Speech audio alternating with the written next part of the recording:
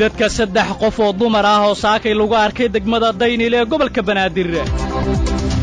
gaari lagu soo raray walxaha qarxa oo lagu qabtay degmada Afgooy ee gobolka Shabeellada Hoose dawladda Soomaaliya oo dhagaxaan soo dhigtay bartamaha isgooska dabka ee magaalada Muqdisho qasaare ka dhashay dhowr bam gacmeed oo xalay lagu weeraray ciidamo ka tirsan dawladda oo ku sugnaa magaalada Beledweyne kaluumaysatada gobolka Jubbada Hoose oo ka cabanaya maraakiib shisheeye iyo Jubbaland oo arrintan ka hadashay qodobada dibadda saakay keeneen waxa ugu waaweyn aqalka sare ee Mareykanka oo soo afmeeray dacwadii Donald Trump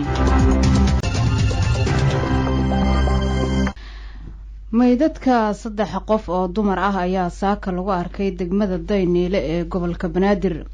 wararka idaacadda kulmiye ay ka helayso degmada Daynil ee gobolka Banaadir ayaa waxa ay sheegayaan in xaafad kamid ah degmadaasi saaka lagu arkay meydadka 3 qof oo dumar ah oo xabado ay jirkooda ka muuqdaan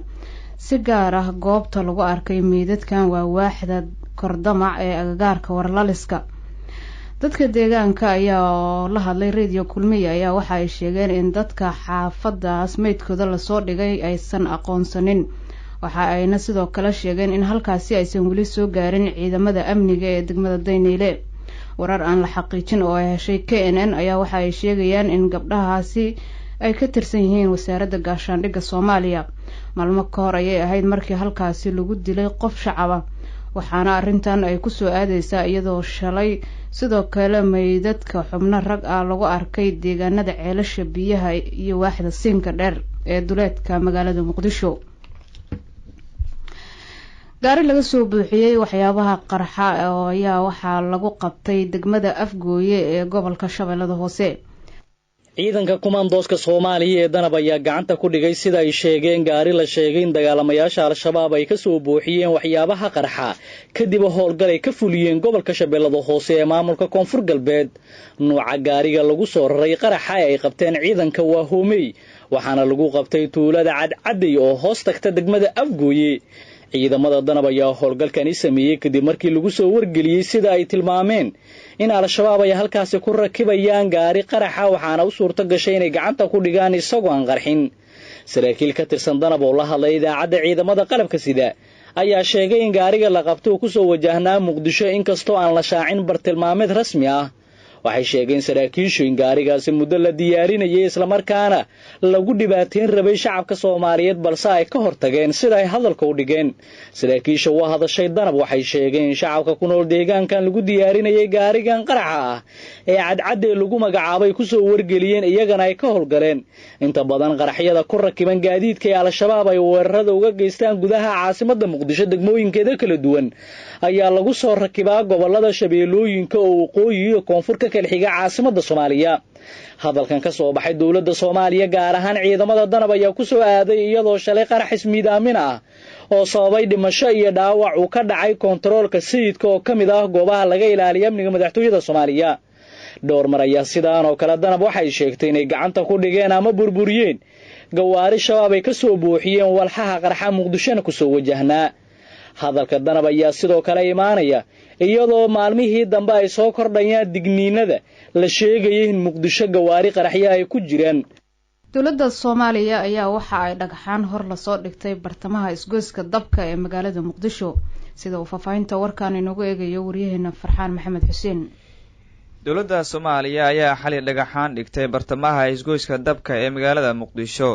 halkaasi oo ah goob aad u mashquul badan baabuurta isticmaalaysa wadada Makka al-Mukarrama ayaa hadda laga bilaabo waxa ku adkaanaysa inay u leexdaan wadada aada isgooska Bakaaraha ama dalcadda Waabari inta badan isgooska dabka ayaa ah mid aad u mashquul badan oo markasta ay gawaarida isku xayrmaan iyadoo ay joogaan ciidamo taraafik ah oo kala haga gaadiidka intay awoodaan talaabadan lagu kala xiray wadada muhiimka ayaa imaanaysa iyadoo shalay gaari qarax siday wuxuu ku soo dhaafay bar kontarool ciidamada ammaanka ay ku leeyihiin meel aan ka fogeyn isgooska dabka kaasi oo qarxay intuusan gaarin bar kontarool ee taalada sayidka kadib markii ay rasaas ku fureen ciidamada uu soo dhaafay horay dawladda Soomaaliya ayaa sidaan oo kale dhagaxaan ugu jartay isgooska Soobe mar uu ka dhacay qaraxii ugu weynaa ee abid Soomaaliya ka dhaca kaas oo galaaftay nolosha dad badan isgoyska oo ahaa mid aad u mashquul badan ayaa hadda waxaa dhagaxdii lagu jaray dhibaato weyn ku qaba gaadiidka u leexanaya dhanka xaafadda Buluxube ama degmada Wadajir balse waxaa intii hore ka yaraatay zaxmadii gaadiidka. qasaare ayaa waxa uu ka dhashay dhowr bambagacmeed oo xalay ciidamo ka tirsan dowladda federaalka ee Soomaaliya saldhig ay ku leeyihiin magaalada Beledweyne lagu weeraray sida uu faafahinta warkan ku soo jeedinayo wariyeena Xamse Jaamac Xuseen. faahfaahinno dheeraada ayaa ka soo baxaya bar kantarool oo ciidamada ammaanka ee magaalada Beledweyne ee gobolka Hiiraan ay ku leeyihiin xaafadda Bundaweyn oo xalay weerar bambagacmeed ay ku qaadeen xubno ka tirsan dagaalamayaasha Al-Shabaab. ciidamada goobtaasi ku sugnaa ayaa ugu horreyn lagu tuuray dhowr bambagacmeed kadibna waxaa xigay rasaas toos ah oo muddo socotay oo la sheegay inay rideen ciidamada dowladda ee weerarkaasi lagu qaaday. inta la xaqiijiyay weerarkaasi waxaa ku dhaawacmay 2 ka tirsan ciidamada bartaasi kantarool ku sugnaa waxayna ciidamadu xalay ilaa saaka xaafadaasi ka wadeen howlgallo ay ku qabqabanayaan dhalinyarada ku nool xaafadaasi si looga dhex baaro kooxda ku qaaday weerarkaasi. magaalada Beledweyne ayaa ka mid ah magaalooyinka ay si ammaankoodu caga badan ku taagnayn oo weeraradu ay ka fuliyaan Al-Shabaab. baaritaanadan oo qaatay saacado ayaa la sheegay in lagu soo qabqabtay ku dhowaad 100 dhalinyaro ah. sidoo kale waxaa jirta jabhad uu saldhig u yahay deegaanka Ceelgaal taasi oo uu hogaamiyo General Korxuud oo ka soo horjeeda madaxda cusub ee maamulka Hirshabeelle. dhowr mar ayaa sidoo kale waxaa Beledweyne uga dhacay weeraro noocan oo kale ah kuwaasi oo khasaare ba'an geystay.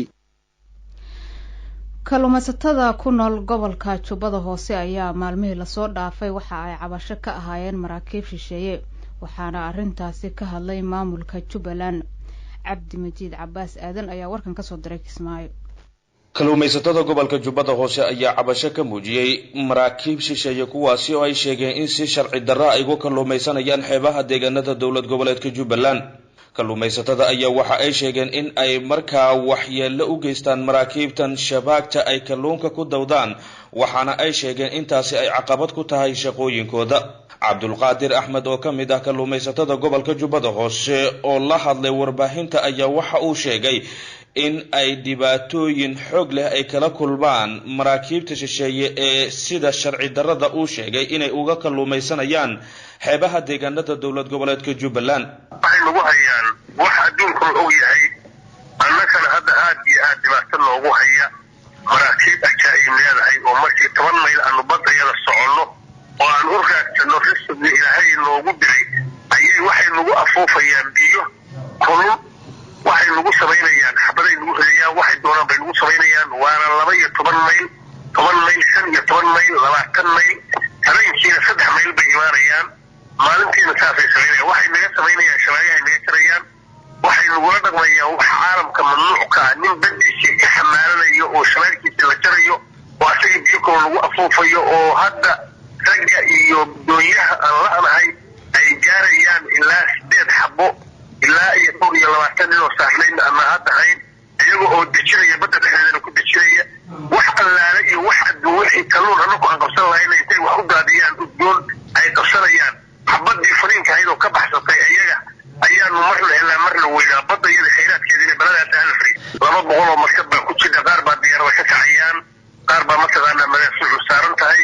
waxa ay awood u heli karaan adduunku inuu ka taageero mooyo Jubbaland maaha waxay sabinayaan wax allaale iyo wax adduun wixii agab ahaa oo ukun ahaa oo ku jiray halkaa habeenkii bay garaacayaan biriga laga maqlaa garaacista ay ku samaynayaan. dhanka kale wasiirka wasaaradda kalluumaysiga iyo kheyraadka badda ee dowlad goboleedka Jubbaland Ibrahim Cabdi Xasan Baajuun oo arrintaasi ka hadlay ayaa beeniyay waxaana uu sheegay in xilligan aysan jirin maraakiib shisheeye oo si sharci darro uga kalluumaysta deegaanada dowlad goboleedka Jubbaland waxaana gebi ahaanba gaashaanka uu daruuray cabashada xilligan ka soo yeertay kalluumaysatada gobolka Jubbada Hoose. kalluumaysata shisheeye anaga la joogo horta ma jiraan waanu la soconaa maraakiibda ay soo galaan waan la soconaa wixii ay dowladda fasaxday mooyaan maraakiib shisheeye oo hadda baddeena Jubbaland ku jiro anaga ka wasaaradda ahaan ka wasiir ahaan mala socono mana jiro sababtoo waxaan haysanaa qalabka ku eegleen maraakiibta baddeena soo caga soo dhigato taas aan u sheegi karno markabka halka uu ka yimid kabtanka wada markabka magaciisa kan aan isla markaanu sheegi karnaa marka ilaa hadda wax markab oo tuugnimo noo soo galay oo aanu hayno ma hayno informationkaasi waxa oo hadda ay dowladda dhexe maraakiibta ay siisa mooyaane inta kale anaga ma hayno wax markab kale oo ajnabi oo sharci daro ku shaqeeya Jubbaland. aqalka sare ee Mareykanka ayaa 5 maalmood kadib waxa uu soo afmeeray dacwadii ka dhanka ahayd madaxweynihii hore ee Mareykanka Donald Trump taasi oo la saadaaliyay go'aanka kama dambaysta ah waxa uu noqday in wax lug ah uusan ku lahayn weerarkii bishii hore lagu qaaday aqalka Koongareeska Mareykanka. taariikhda Mareykanka waxaa horay uga dhacay 4 dacwadood oo isku day xilka qaadisa waxaana madaxweyne Trump uu noqonayaa madaxweynihii ugu dambeeyay. ugu dambeyntiina malaayiin guryo ah ayaa koronto la'aan dalka Japan. dhulgariir xoogan ayaa waxa uu ku dhiftay xeebaha Fukushima ee dalka Japan waxaana lagu qiyaasay cabirkiisa 7.3 cabirka dhulgariirka lagu cabiro iyadoo weli aysan jirin wax digniino ah oo laga muujinayo inay dalkaasi ku dhifan doonto dabaysha tsunami. waxaa dhaawac uu ka soo gaaray dhulgariirkaas 50 qof waxaana korontadu ay ka maqan tahay malaayiin guri.